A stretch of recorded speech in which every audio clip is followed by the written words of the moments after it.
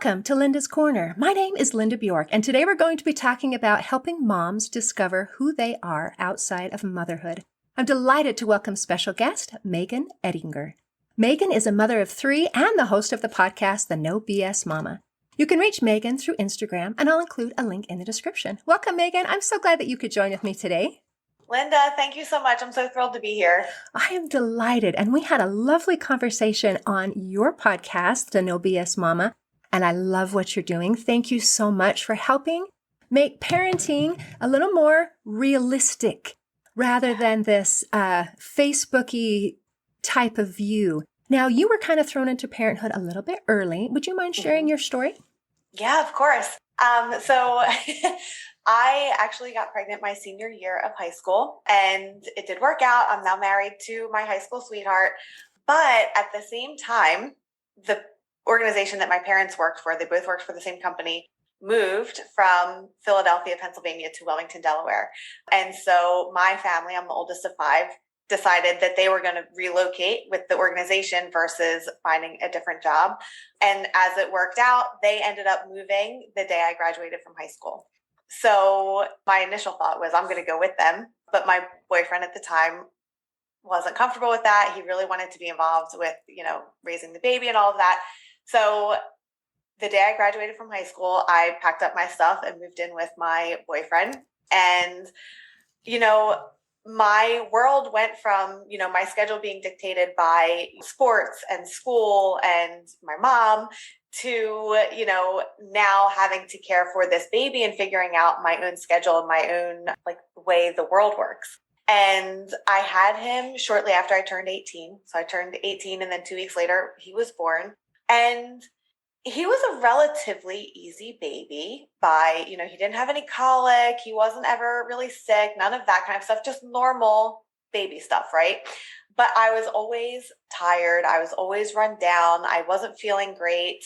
I was overweight compared to what I was before. And I just accepted that this is what motherhood looks like, because society tells us that, you're supposed to be tired. Of course you're tired. Of course you're, not super happy all the time. And so when I went back to my appointment, 6 weeks later, my doctor asked me, the questions for, are you sad? Are you this? Are you that? Of course, my answers were, no, I feel great. Everything's fine. Because that is the acceptable answer. So I didn't feel comfortable saying, no, I don't feel good. Yes, I think I do need help. I didn't say any of those things at the time. And lucky for me, I didn't have a severe case of postpartum depression. And I was able to acknowledge it myself and find some ways out of it. But unlucky for me, I do struggle with anxiety and have always. And I was more recently diagnosed with clinical depression as well. And so while I knew that I've always had anxiety, I didn't always have the vocabulary for it, but I knew that that was a part of me from the time I was little. The depression diagnosis was a surprise, actually. And I had a lot to learn about it. And I had a lot to learn about myself in the process, because I didn't even know one of the questions is, have you lost interest in things that make you happy? And it's like, well, I don't know what makes me happy. I don't even know what makes me happy in the first place. How could I have lost interest in it? And so I really had to go on a journey of self-discovery while raising, 3 kids, being married, having a job, dealing with depression, all of that. And so I'm happy to say that I have found things outside of motherhood that do fill my cup and that do bring me joy. And I still do take medicine for depression, but outside of that, everything has really, I've healed a lot, and I'm much more proactive in the conversations that I have. And now my mission is to just share my story so that any other moms who are feeling like this know that, number 1, they're not alone. And number 2, feel encouraged and supported to go to their doctor and ask for help and be honest when loved ones or doctors or whoever asks them those questions. That's huge. I think that first step, I don't know, there needs to be a first step, and maybe different people have different first step, but I think it's being honest. part of being self-aware is being honest with ourselves and being honest with other people. So when someone asks, I mean, here you are, you're right there. There's some help available. No, I don't need any help. I don't. Yeah. Why do you think we do that? I don't really have a great answer for that. I think for me, it was just, if I accepted help in that moment, it was acknowledging that like I wasn't a good mom, or that I couldn't handle it, or that I wasn't strong enough. Like all of those thoughts for me is what fed my desire to pretend that this wasn't happening to me. I love that. Thank you for sharing. And I would agree. I think it's the feeling of almost failure, like I have failed in some aspect of my life or I wouldn't be here. And so if I admit to it, I am admitting to my failure.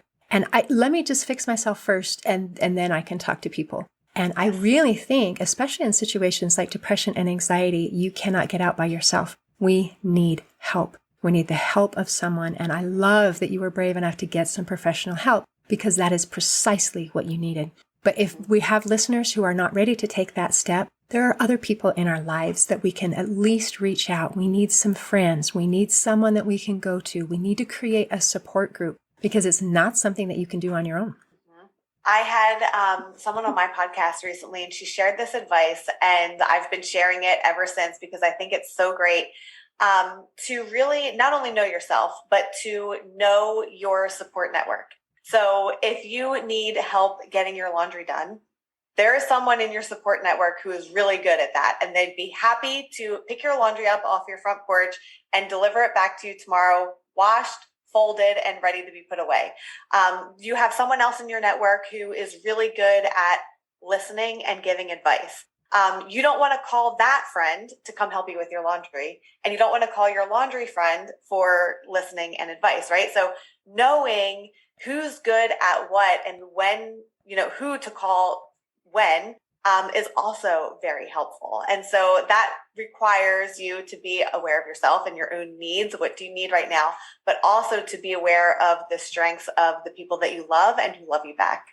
That's huge. That is absolutely huge. And what you're describing and creating and understanding your support network, that matters so much. In one of my books called You Got This, an action plan to calm fear, anxiety, worry, and stress, I have that in there with a diagram of this is how we do it, and this is how you get the help that we need. Because a lot of times when we're in a situation, our mind goes blank. It's like, okay, I'm overwhelmed.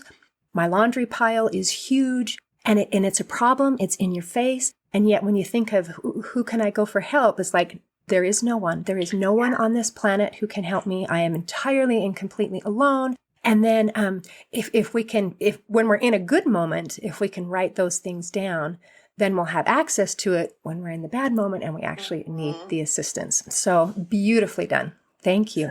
And I love you're talking about one of the things is figuring out who you are.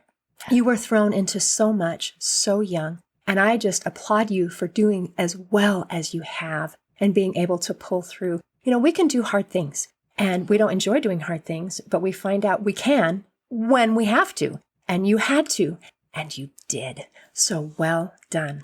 Now, I love that you're sharing with people, we need to figure out who we are.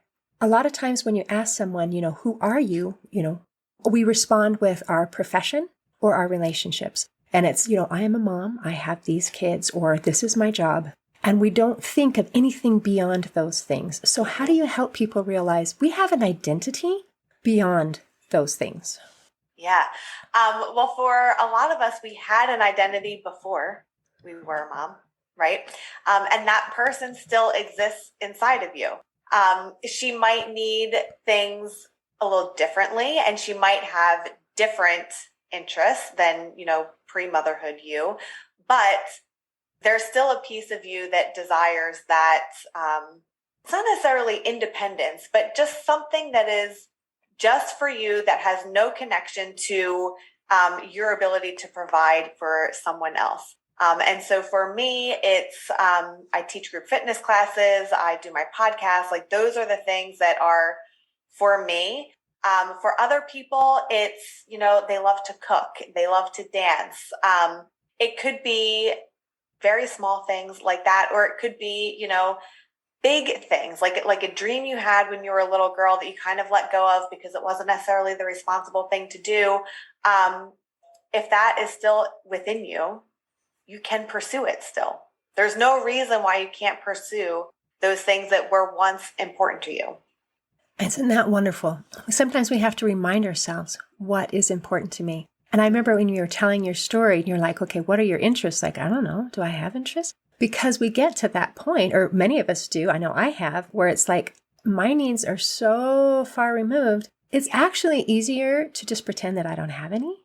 In fact, I forget what my interests and desires are or what matters to me. So I think that it's wonderful to give ourselves permission, and you are giving people permission. I don't know why we need permission, but somehow we do, to say it is okay. In fact, it's better for everyone involved when you feel fulfilled. And we feel fulfilled when we do things that we enjoy and things that matter to us. And what I have learned is that as a parent, when we take care of ourselves, we do a better job at everything else we do. We do a better job at work. We do a better job as a parent. We do a better job as a spouse because we're coming from a good place. And when we're not coming from a good place, we don't do so well. And so that's another way to kind of help give permission, is to realize it's not just about you. When Megan teaches her, was it fitness, personal, then it helps so that she's better able to do her other things. It actually helps your kids. It helps your spouse. It helps other people. It's not selfish. It makes everything better.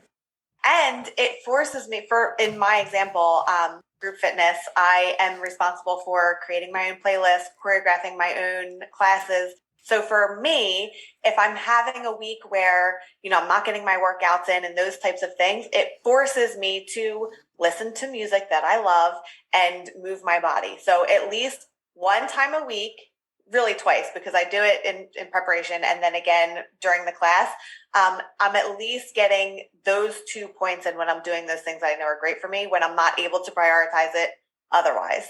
Isn't that wonderful? And then, boy, you've gone beyond permission. You're obligated to do some things that you love and to listen to some music that's going to make you feel happy and joyful, and to move your body. That's going to do all these great things for your body and mind. It's going to lift your endorphins. It's going to lower your cortisol. It's going to help your muscle tension. It's going to do all these amazing things. And I have to do it because I've got class coming up. And so win, win, win, win, win.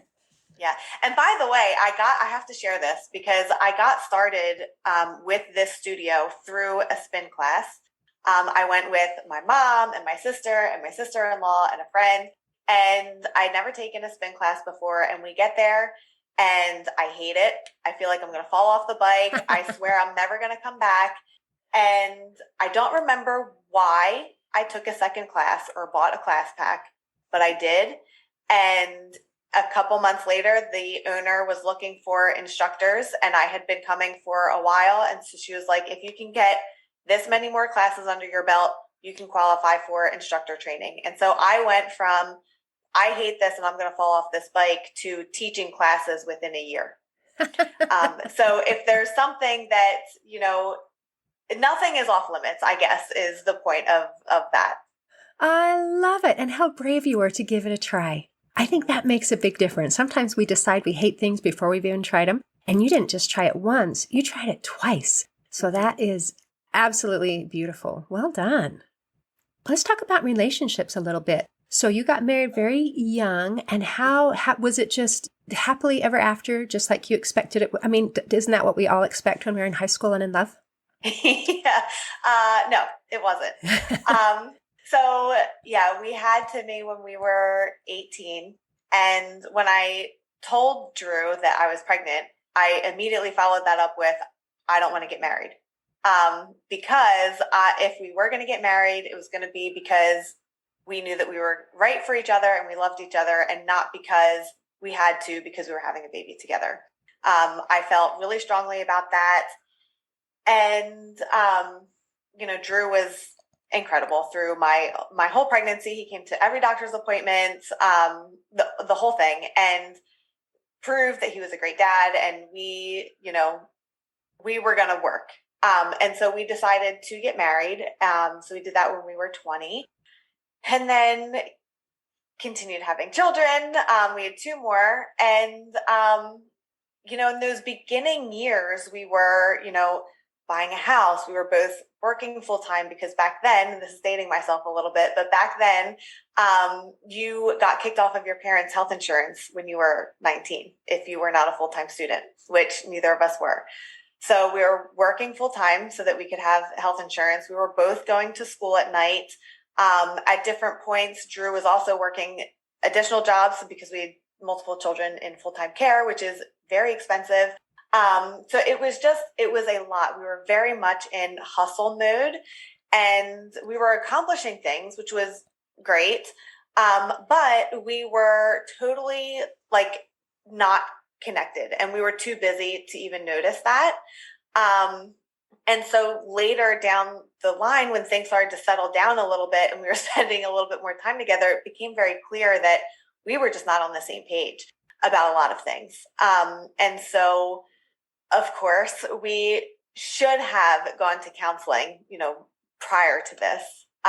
But we didn't. And we used counseling as a tool, like a last stitch effort sort of thing, which I don't recommend. But we did. And actually at the time, after several sessions, that did not go well, our marriage counselor actually advised us to take a break. It was the first time she had ever done that. And we did. I moved out for months. And at that point, I was like, we are done with this. We took off our wedding rings. We saw other people. For me, I was like, I'm never going back. That was my mindset. But eventually we found our way back together and things worked out until 2020 when, I had been diagnosed with anxiety and depression, and went on medicine. The medicine wasn't the correct medicine for me. I talked to Drew. I talked to my doctor. We decided together that I'm going to wean off the medicine because I thought that I had the tools and the resources and the habits and rituals that I needed to be okay without the medicine.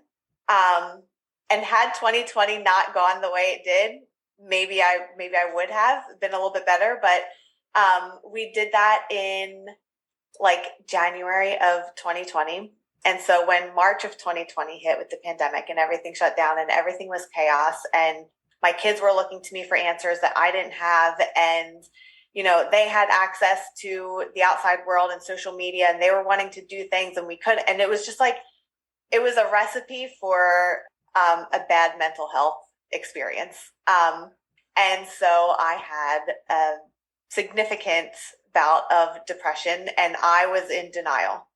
And Drew would say to me, always in the middle of an argument, I need you to go back on your medicine. And what he was saying in that moment was, I can see that you need help and I can't help you. And I know that you've been on medicine before and I know that helped you a little bit. So can you please do that? But what I was hearing from him at the moment was, I can't be with you unless you're a watered down version of yourself. And so I need you to take your medicine.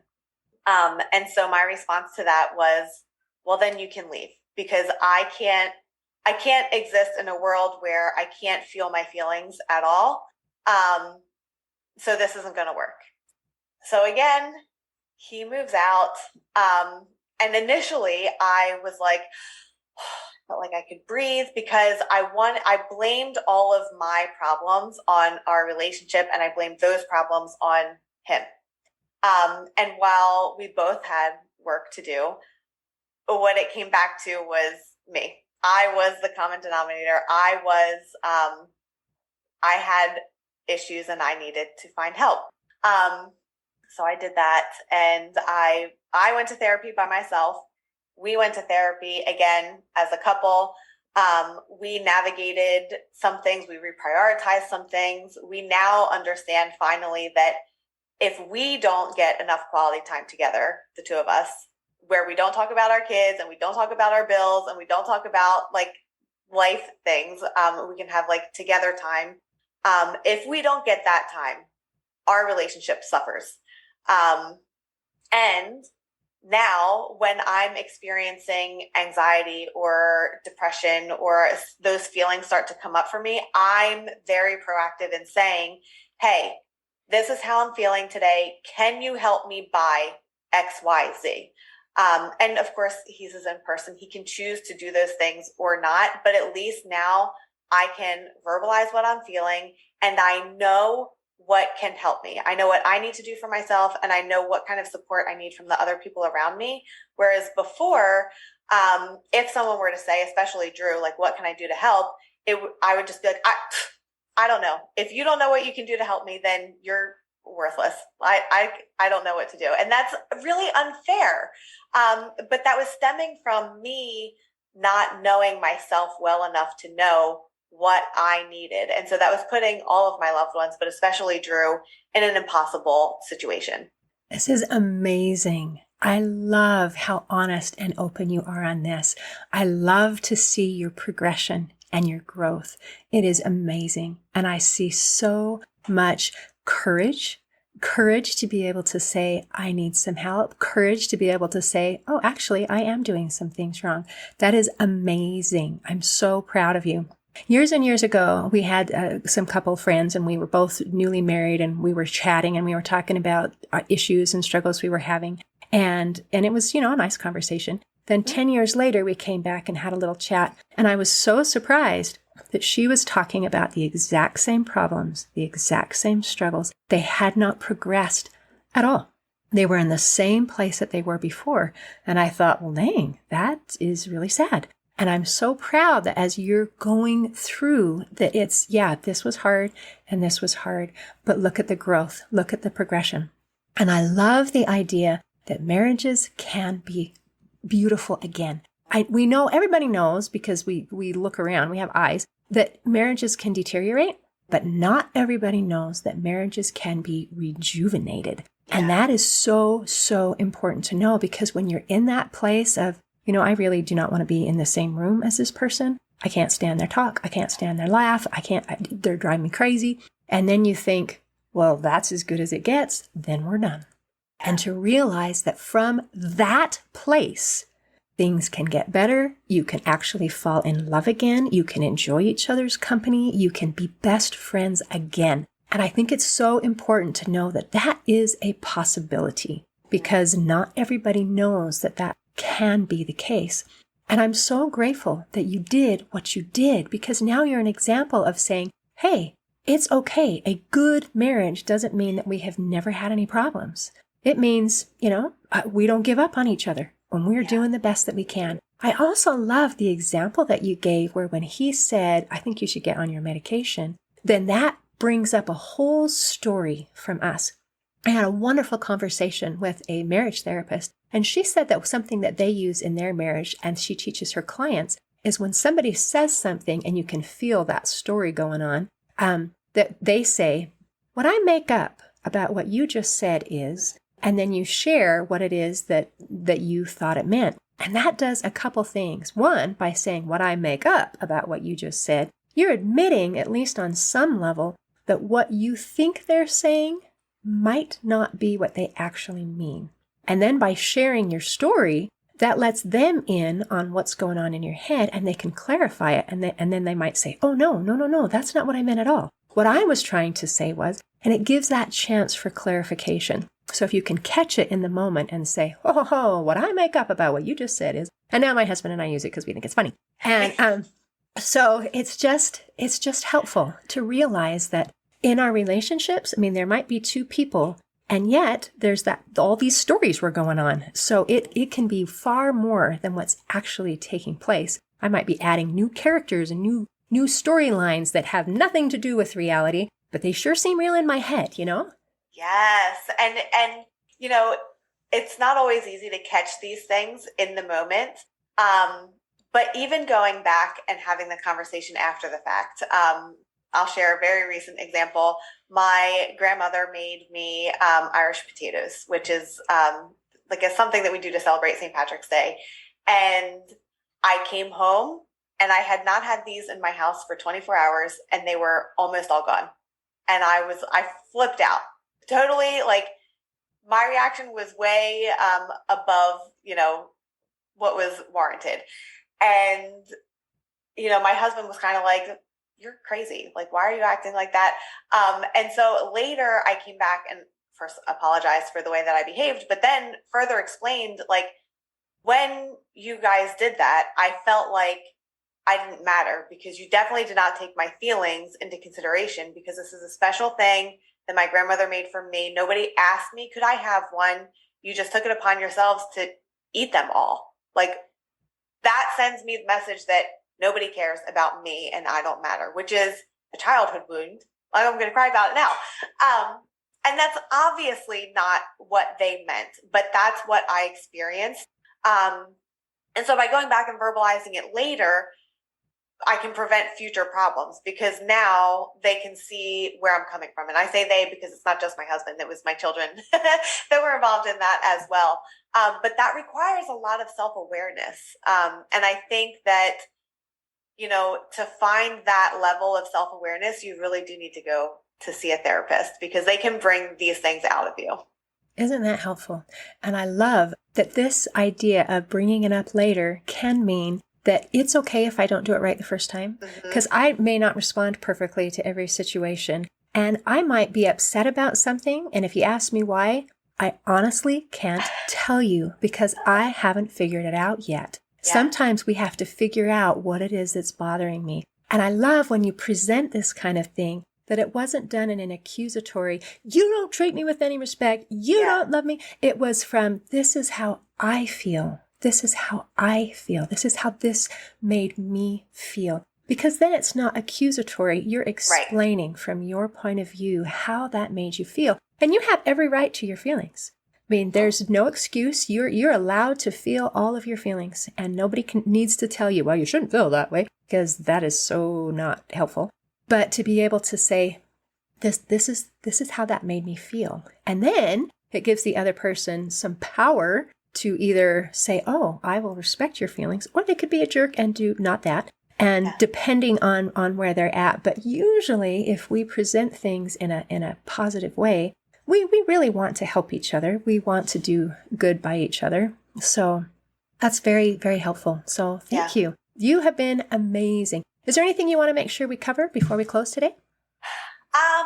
No, I just always want to make sure that it's loud and clear that help is available, and to seek help.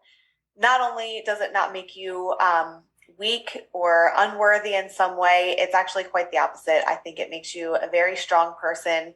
And when you have the help that you need, you're able to be there for the people that love you, and that you love back in such a bigger and better way. And life can just be so much brighter. It doesn't have to be the way that it is right now. I agree 100%. Thank you, Megan. In closing, I'd like to share a quote by Thales. He said, "The most difficult thing in life is to know yourself." Today, I invite you to discover who you are and get to know yourself. See you next time on Linda's Corner. Thanks for listening. If you enjoyed this episode of Linda's Corner, please share and subscribe to help us reach new listeners. I also invite you to check out my nonprofit, Hope for Healing, at the website hopeforhealingfoundation.org for free ebooks, free audiobooks, and other free resources to help increase happiness, build confidence and self-esteem, strengthen relationships, manage stress, and calm feelings of depression and anxiety. I also invite you to grab a copy of one of my books, like Crushed, A Journey Through Depression, or Amazon bestseller, You Got This, an action plan to calm fear, anxiety, worry, and stress. See you next time on Linda's Corner.